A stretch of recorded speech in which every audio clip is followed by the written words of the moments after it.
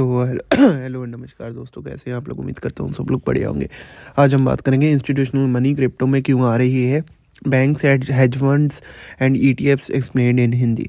सोचो, पहले क्रिप्टो सिर्फ रिटेल इन्वेस्टर का प्लेग्राउंड था और आज वर्ल्ड की top banks, pension fund, hedge funds और billion dollar assets managers bitcoin और ब्लॉकचेन में इन्वेस्ट कर रहे हैं। ब्लैक रॉक, फिडेली, गोल्डमैन सैक्स और जैसे नाम अब क्रिप्टो इग्नोर नहीं कर पा रहे।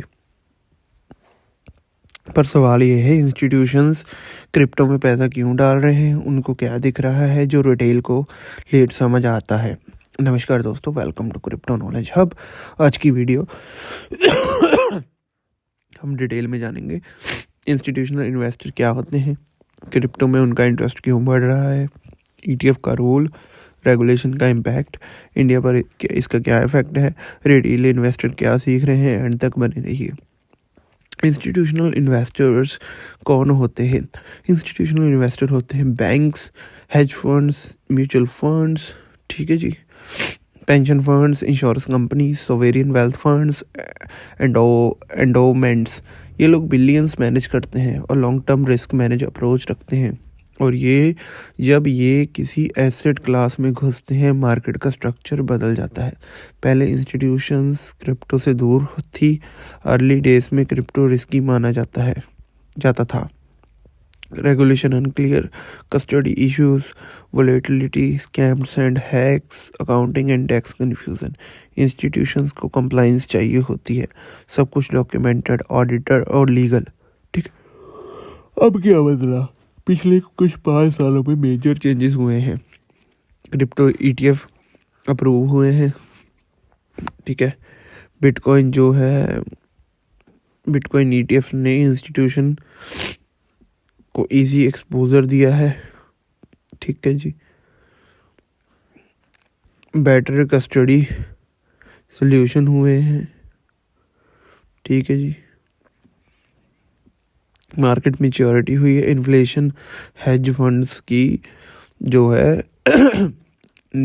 इन्फ्लेशन हेज नैरेटिव सेट हुए हैं। बिटकॉइन को डिजिटल गोल्ड के तौर पर देखा जा रहा है, ठीक है जी। उसके बाद अगर बात करी जाए asset manager, client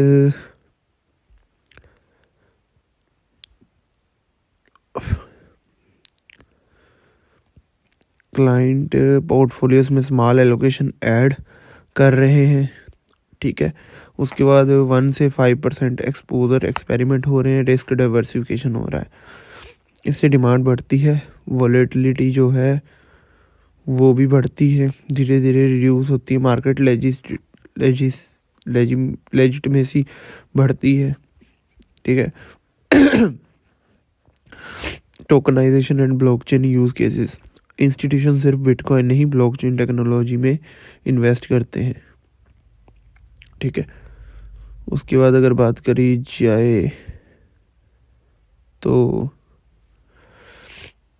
real world assets, RWA, cross border payment, stable coin, smart contract, settlement. Gold क्या है? इसका कॉस्ट कम, सेटलमेंट फास्ट, ट्रांसपेरेंसी ज़्यादा। रेगुलेशन का इम्पैक्ट, इंस्टीट्यूशन तभी आती हैं जब कंप्लाइंस क्लियर हो, ALM KYC डिफाइंड हो, कस्टडी रूल्स हो, टैक्स क्लैरिटी हो। जैसे जैसे रेगुलेशन इम्प्रूव होता है उस और कैपिटल फ्लो आता है। इंडिया जैसे कंट्रीज़ में भी रूल इवॉल्व हो रहे हैं जो फ्यूचर अडॉप्शन को शेप करेगा, ठीक है। इंडिया पर क्या इफेक्ट होगा? ग्लोबल प्राइसेस में स्टेबिलिटी आ सकती है, ठीक है। इंडिया एक्सचेंजेस को कंप्लाई स्ट्रॉन्ग करनी होगी, ठीक है जी। उसके बाद अगर देखा जाए, ब्लॉकचेन स्टार्टअप को फंडिंग मिलेगी, ठीक है। रिटेल इन्वेस्टर इससे क्या सीखें? ब्लाइंड फ्लो फॉलो ना करें, रिस्क मैनेजमेंट रखें, एलोकेशन लिमिट करें, long term versus trading clear रखें, ठीक है जी। रेगुलेशन न्यूज़ फॉलो करें, सिक्योरिटी प्रायोरिटी दें सिक्योरिटी को। इंस्टीट्यूशन का एंट्री बुलिश साइन हो सकता है पर गारंटी नहीं।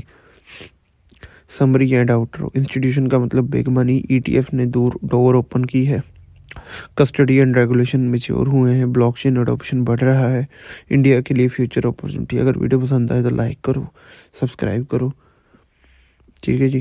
क्रिप्टो नॉलेज हब को बेल आइकन दबाओ, कमेंट में लिखो कि आप क्रिप्टो में इन्वेस्ट करते हो।